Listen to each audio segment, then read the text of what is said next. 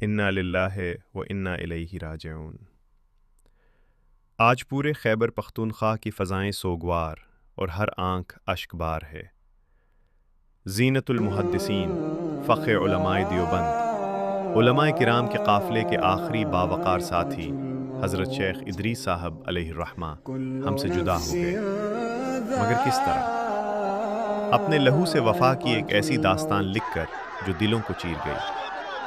وہ صرف ایک عالم نہیں تھے، ایک عہد تھے، ایک چراغ تھے جو خاموشی سے جلتا رہا اور ہزاروں دلوں کو علم اور ہدایت کی روشنی دیتا رہا۔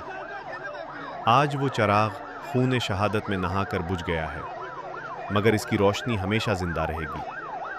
کتنا دردناک مگر کتنا عظیم لمحہ ہے کہ آخرکار وہ بھی اپنے محبوب اکابر کے نقش قدم پر چل پڑے۔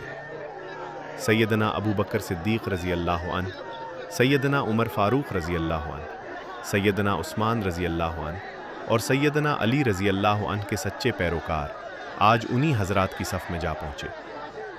یہ شہادت صرف ایک خبر نہیں، ایک گہرا زخم ہے جو دلوں میں ہمیشہ تازہ رہے گا۔ مگر اہل ایمان جانتے ہیں کہ یہ خسارہ نہیں، کامیابی ہے۔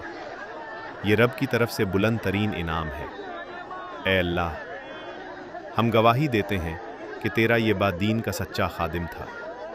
الہی، ان کی مغفرت فرما، درجات بلند فرما اور انہیں شہداء کے اعلیٰ مقام میں جگہ عطا فرما۔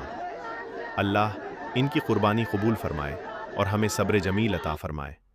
آمین یا رب العالمین۔